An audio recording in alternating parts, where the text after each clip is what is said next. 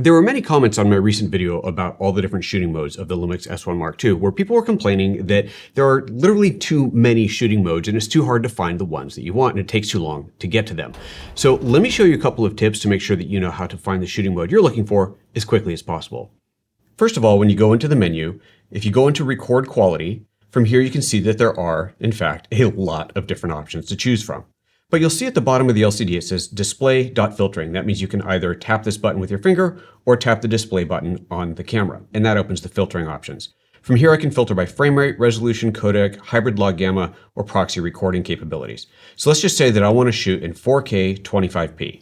So I find my 4K settings, and then I go to frame rate and I filter by 25p, and there we have just 4 results. So I tap display or OK, and there's the 4 options that I want.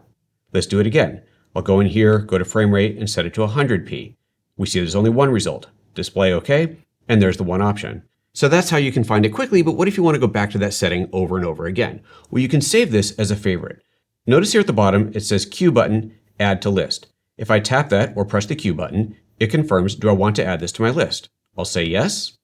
And now, when I go into the menus, under the record quality, I have record quality, my list. And from here, I have all of my favorites that I've saved on here. But what if you want to get to your list even more quickly? Instead of having to dig through the menus, there's a couple ways we can do this. At the very bottom of the menu selection, you have something called My Menu. And under My Menu, you can program any of the available menus into a custom list. To do that, go to the pencil, click Add, and then choose whatever menu command you want from there. Once you've added something to your menu, you can access it very quickly by simply navigating to the My Menu and going to the page that you put it on. But let's say that you're someone who is constantly changing shooting modes and you want to have access to your custom list as quickly as possible. Well, we can program that access into any one of the custom function buttons on the camera, like this. This is the command dial, and I want to program it so that if I press on the left side of that command dial, it brings up my list. So I'll press and hold it to reprogram it, and then from here, I just need to locate that menu. It may take a moment to find the first time, as there are a lot of options in here, but once you find it, select it, and now it's programmed. So if I press this button here, it immediately brings up my list. So yes, there are an incredible amount of shooting modes on any LUMIX camera, but with any LUMIX camera, you can create your list exactly like I did here. Did you know on your LUMIX camera that you can create a custom look without even having to install any additional LUTs by simply adjusting the built-in profiles? Let me show you. Dive into the menus and navigate to Photo Style. This works in both photo and video mode. From here, you'll see all the different photo styles that are built in. There's a lot of them in here, including dramatic color ones, black and white, and so on. Let's say that you have one that you kind of like, but you want to change it a little bit, like Vivid. You'll notice here that you have a variety of options that you can control. So let's say that I want to make this super saturated. I'll go ahead and take that and crank the saturation all the way up. I also want to make it really contrasty. So I'll take the contrast and pull that all the way up. But maybe I want to protect my highlights. So let's pull those down a little bit. You can even go as far as adding grain into the image. I'll add a little standard grain level, and there we go. Now with that set, that's what my image is going to look like. If I change to another profile and then come back to this one, the changes that I made are still there. But if I want to save them permanently, notice down here at the bottom it says Display, Save. I tap that and I choose any empty preset, tap that, and it asks if I want to overwrite it. But I can even edit the name, Display Edit Title, and then I can customize this and call it whatever I like. Once you've renamed it, you click Yes, and now that is saved into that photo style position. So now along with all the other built-in photo styles, you also have your own custom one labeled however you named it. And that's just one way to easily customize the look in your LUMIX camera. You may have wondered in the past what the different metering modes in your LUMIX camera are for. Let me show you. Open the menus and navigate to metering modes. You'll see there's 4 different options, and right now they're just icons. But there's a little tip inside the LUMIX menu system that may help you to figure out what things are. If you press the display button, it may bring up a tooltip explaining what that option is. It doesn't always have information, but usually it does. The first one says measure brightness of the whole screen automatically. So this is essentially a general metering. It's a multi-zone metering evaluating the whole scene, trying to get the best possible exposure, no matter what's in frame. And if we look at this metering mode activated now, you can see that the exposure is pretty good. The next one is what we call center weighted. Center weighted emphasizes the center of the screen for having the optimum exposure. This is generally good for portraits. If you're going to fill the frame or the center of the frame with a face, this is probably a good choice to make. The next one is called spot metering. Spot metering allows us to meter off of a very precise part of the image. This is especially helpful if you're using a gray card. Watch. As you can see in the scene here, I have this card that has white, gray, and black on it. You'll notice in the very center of the scene there's a little crosshair, and that is actually attached to the focus dot. If I move that over and point it at something else, that is now what the camera is metering off of. And you can see that the image just got darker because I told it to meter off of pure white. And pure white is not middle gray. The camera wants it to be middle gray. So you can see that it has adjusted accordingly. If I drag that over to the gray spot, now it's going to give us an ideal exposure. If I put it at the black area, however, it is going to dramatically overexpose the scene because it's now trying to make that black middle gray. The last option in here is really interesting. The description says optimize exposure of the subject for the highlighted areas of the frame. And if you look at the user guide, it actually describes this as a theater mode, optimized for having a bright part of the scene that is meant to be exposed properly while other parts of the scene might be in darkness. Let's try it out. I'll set that mode, take a flashlight, and shine it right on the center of the scene. You can see that that is perfectly exposed while the rest has fallen away to darkness. If I leave this same setup, but change the metering mode to the all area metering, we can see that the camera tries to balance for everything and doesn't really quite get anything right. So if you're shooting in the theater, you definitely want to use this mode. And those are the different metering modes in your LUMIX camera. Synchro Scan is a feature on many LUMIX cameras that allows you to adjust your shutter speed or shutter angle by very precise increments. This allows you to eliminate the flicker that you see in some light sources, especially when traveling, or to eliminate a rolling LCD display on products like this one. To activate it, go into the menu, navigate to the Image Quality Synchro Scan menu, and set it to on. When you first open it, it'll show whatever shutter speed or shutter angle you are currently at. To adjust it, press up or down on the rocker, and that will jump by 30-degree increments, or press left and right to adjust by 1-degree increments. The goal here is to find the shutter angle that eliminates the flicker or the roll that you're seeing on screen. As I start scrolling through the settings in 30-degree increments, we'll see that the roll does change, but it never goes away completely. And at some points, it's going to get really, really bad. There's no hard and fast rule of how to find the exact right shutter angle. It's a lot of trial and error. So I'm going to start by finding one that's pretty close and then seeing if I can refine it from there to get it perfect. In this case, if I go to 120, it's pretty close. If I go up to 150, it's worse. And if I go down to 90, it's really bad. So I'm going to start at 120. One thing that makes it easier to find the exact right shutter angle is to slightly defocus the lens. I'm in manual focus now, so I'm going to go ahead and defocus the image. And as you can see, that roll becomes a bit more apparent. Now I'll just start adjusting it by 1-degree increments, and let's see what happens. We get to a point around 114 where it looks pretty good. If I go down to 113, we see the roll come back. If I go up to 115, that looks good as well. Up to 116, and we can definitely see it again. So 115 or 114 seems to work for this. I'll set it at 115, refocus the camera, and the flicker is gone. And that's how you use Synchro Scan in your LUMIX camera. Some cameras, when shooting video, let you switch between shutter speed and shutter angle. Shutter speed is what most of us are familiar with. The number on screen, such as 60 or 250, is a fraction. If we look at this camera, we'll see that we're at 1/60th of a second, that rolls to 1/80th, 1/100th, and so on. That's easy to understand. The exposure is that duration of time long. But if we change the camera to shutter angle mode by going to the Image Quality menu, and then to SS Gain Operation, and choosing Angle/ISO, we now see our exposure time displayed as a number in degrees, which is a portion of a circle. This method of thinking goes back to the days of shooting movie film. The shutter on movie film cameras isn't a shutter like on an SLR camera that opens and closes. Instead, movie film cameras have a spinning disc with some size opening that acts as a shutter, allowing light through to the film behind it as the film flies by at, say, 24 frames per second. A disc that's half open and half solid is half of a 360-degree circle, or 180 degrees. As the disc spins at one full rotation per frame of film, if you're shooting at 24 frames per second and exposing for half the time, then you're exposing at 1/48th of a second. This half duration exposure has come to be known as an ideal exposure, allowing a pleasing amount of motion blur without excessive smearing. If you need to shoot in lower light, you can open up to a 360-degree shutter, but you can't open any more. So if you're shooting at 24 frames per second, the lowest shutter speed you can possibly shoot at is 1/24th of a second. If there isn't any fast movement in the scene, well, this will look fine. But if there is, it'll look smeary and kind of weird. If we're shooting in extremely bright light, we can shoot at a lower shutter angle, all the way down to 11 degrees, exposing for much less time. However, the visual result of this can be a stuttered image, and any fast movement will appear unnatural. This certainly can be used for effect and often is in action movies, but for general purpose shooting, high and low shutter angles are best avoided. So what does all this have to do with the camera setting? After all, it's easy math to calculate the ideal shutter speed.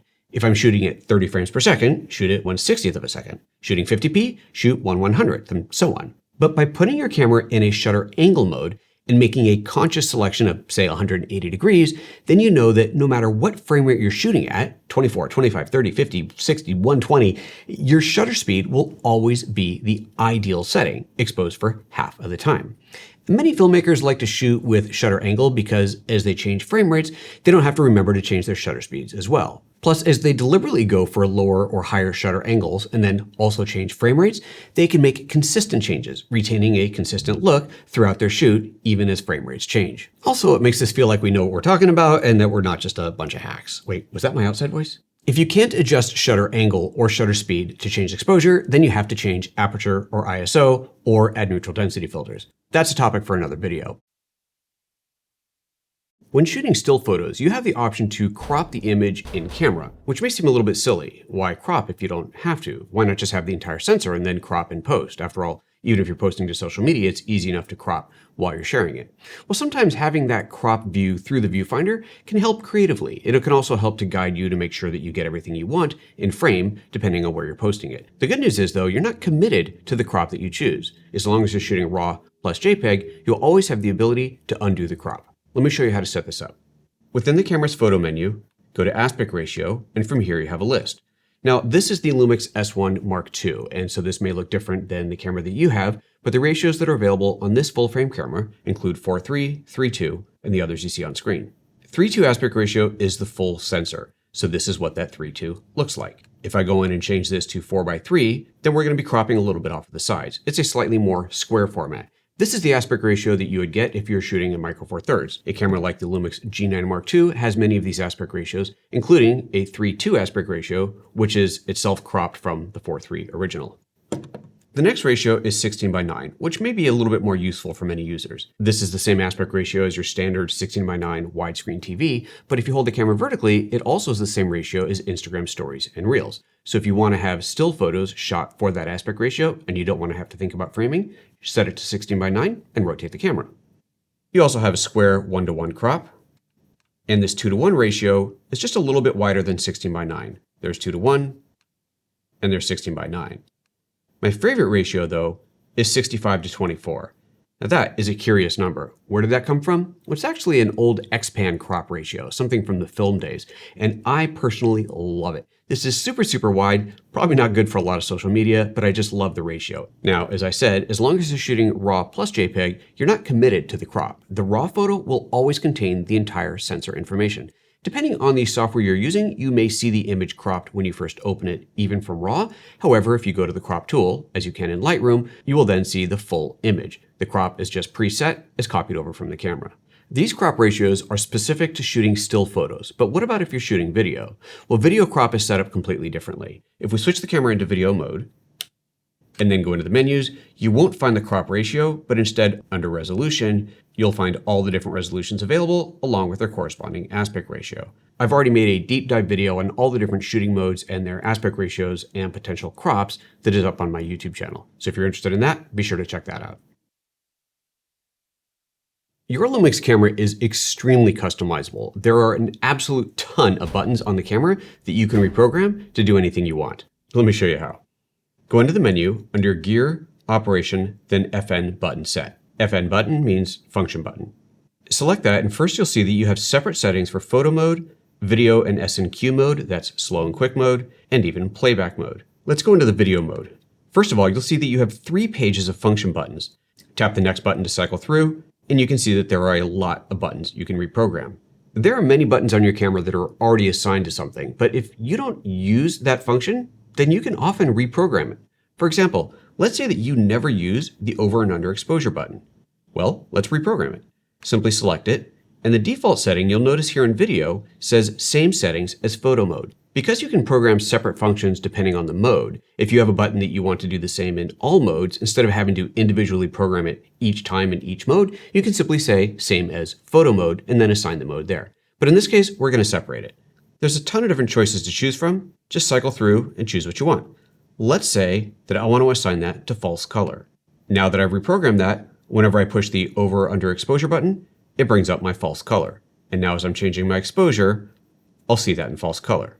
Let's go back into the menu, back into video mode, and go to the next page. Here you'll see that not only do you have physical buttons, but soft buttons as well. This is a row of function buttons that live on the LCD that you can reprogram too.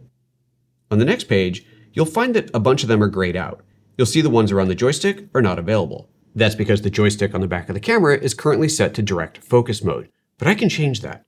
Let me jump out of this menu and go down to the next page where you'll find the joystick setting. In here, the default again is direct focus, but I can change that to function button.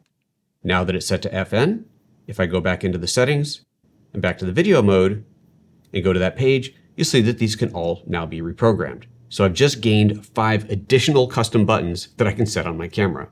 Now this is just one way to set them. The actual easier and faster way to set them is to simply press and hold the button that you want to change for 2 seconds, and then the custom menu will pop up. Let's say, for example, that if I want to reprogram the command dial so that if I press on the right side of it, it brings up a menu. I can press and hold that for about 2 seconds. The menu pops up, and there it is. Now I can reprogram it to whatever I want. This allows you to truly customize your camera to make it work however you want it to. Many higher-end Lumix cameras feature something called dual native ISO. What does that mean? Well, every sensor has a native ISO or a base ISO. That's the ISO where it performs the best at. Any other ISO, anything above or below that number, is going to be gained up or gained down. So you are essentially sacrificing a little bit of performance. How much performance you're sacrificing will depend on how far away you're going from the base ISO and, of course, the camera that you're using. So what does it mean to have dual native ISO? Well, cameras with dual native ISO actually have 2 separate analog circuits, 2 different pathways for data, each one tuned to a different base ISO to handle that data the most cleanly, to give you the best image possible. So when you have dual native ISO, you can shoot at a low base ISO or a higher base ISO. Or you can set the camera to auto and let it choose which one to use. Let me show you. In the first page of the video menu, on the first image quality page, you'll find dual native ISO setting. And by default, it's set to auto. When it's in auto, if I bring up my ISO range, you'll see that it currently starts at 640, and I'm in Vlog right now, and we'll talk about the base ISO number in a little bit. And from here, I can roll this all the way up to the very, very top, which on this camera, the S1 Mark II, is 51,200. It's pretty high. Let's bring this back down, go back into the menu, and change it from auto to low. What that means now is that I'll be limited to the low settings, which means from 640 up to 5,000. I can't go higher than 5,000 because above 5,000 would be the second base ISO, and I've explicitly told it to keep me in the low range.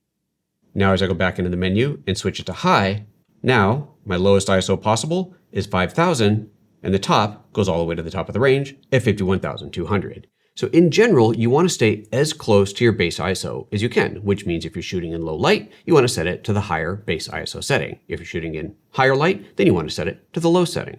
But what actually is the base or native ISO? Well, you can find out what it is for any profile by simply choosing that profile and going to the lowest setting. The lowest setting is the base ISO. So again, I'm in Vlog right now, and we already saw that the base ISOs were 640 and 5,000. But let's change the profile. I'll go ahead and set it back to the low setting, and then let's choose a different camera profile. Instead of Vlog, let's choose something more standard like Vivid. In Vivid, if I bring up the ISO selector, you'll see that my lowest setting is 100. So in Vivid or any of these standard color profiles, your base ISO is 100 in low. But that's not the only choice.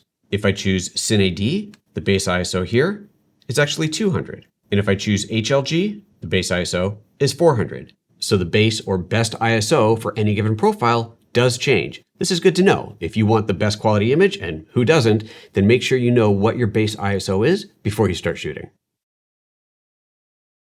Your camera has an incredible ISO range that you can shoot within, but if you want to limit where you can go, for example, so that you don't go too high of an ISO, you can do that. Let me show you how.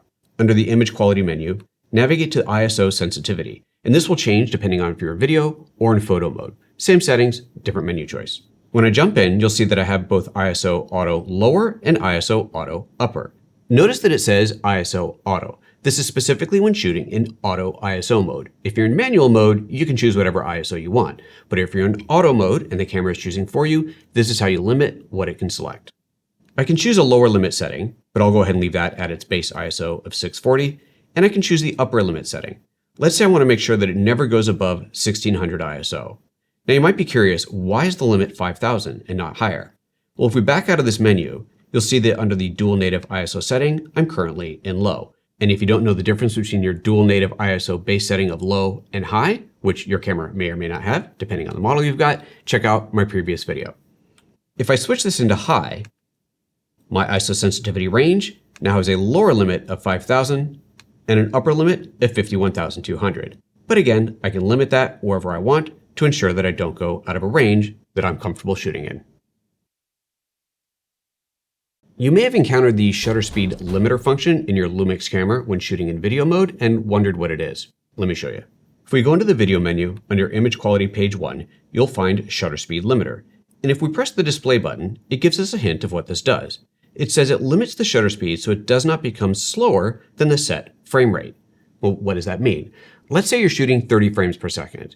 If you slice up a second into 30 slices, then each slice is 1/30th of a second long, which means that the exposure for that 1/30th of a second slice of time can't possibly be longer than 1/30th of a second, or else it would bleed into the next slice or the next frame. And the shutter speed limiter prohibits you from doing that. It's on by default, but if you turn it off, then you can actually have a shutter speed that is longer than a single frame of video. Well, how does that affect the video? Well, it essentially means that you have duplicate frames. You'll have a longer exposure that spreads across multiple frames of video, giving you a very smeary, stuttered effect. Before we see what that effect looks like, let's see what happens if you leave the setting on, which is the default setting.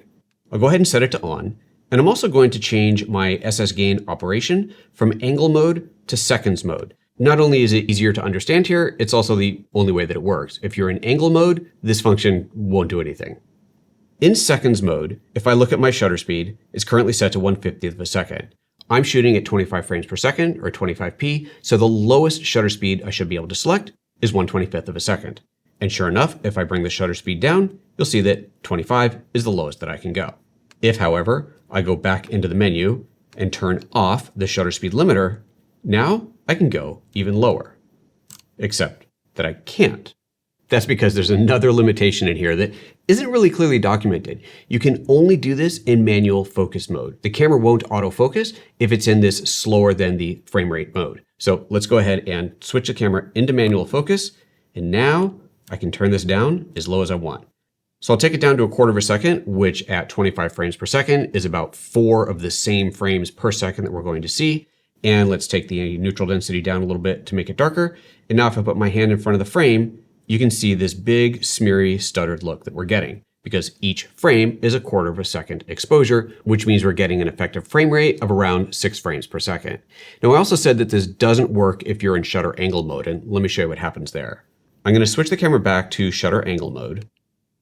And in shutter angle mode, the largest angle I can shoot at is 357 degrees. I said 360 degrees in the video the other day because that is technically effectively what you're shooting at, but the camera does need to have a little bit of time to reset the sensor. So 357 is the maximum. So if you want to have that smeary shutter look, you're going to have to go into the seconds/ISO mode and into manual focus.